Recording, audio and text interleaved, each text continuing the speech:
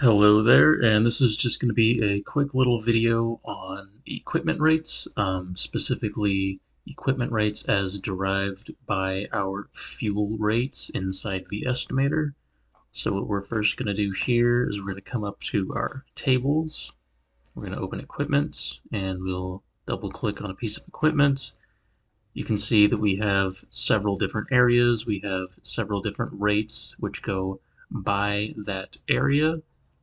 We can close this, go into our bid items, and it is in general work. We have our John Deere 410 here. Okay, we have the quantity, we have our unit cost and our total cost, and our area that's being used at the moment. So now, because we know, if we go back even, we know that the backhoe is using regular diesel fuel. So if we come up to defaults, we go equipment defaults, fuel oil default costs by area. Now we can adjust our different fuel areas. So we had our standard bidding rates, that's what's being used. Or, I'm sorry, it's the company estimating rates. And it is regular diesel. So we can double click on this to change our rate. Let's say, maybe we get a good deal on diesel. So it's actually going to be 0.90 instead of $1.08. We can hit OK. And then from here, we're probably going to have to come up to actions and then update all of our different fuel oil costs throughout the entire job. It's usually recommended unless you're just changing a single item to go ahead and do this third option. So we'll hit OK.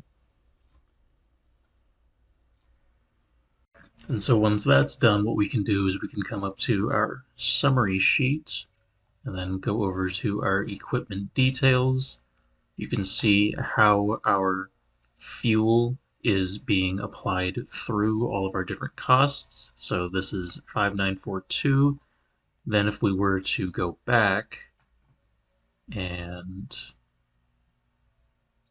adjust the fuel prices again, if we come back here, we return it to 1.08, we hit OK.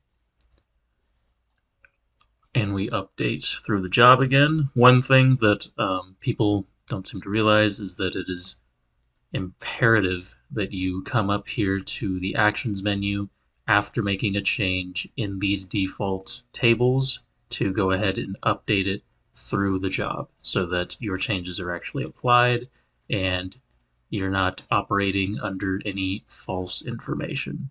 And then the only thing left to do after that is to come up to tables and equipment and update through there as well. You do have to do both. You have to do both fuel and the equipment's table if you are updating the fuel and oil rate. So same thing, just actions, update the rates through the whole job. Give that a second, and if we close, you'll see it flashed for a second, but the new unit cost is now 273.6, and that is how to update fuel and oil rates through a piece of equipment through a job. Thank you. We hope this was helpful. Bye.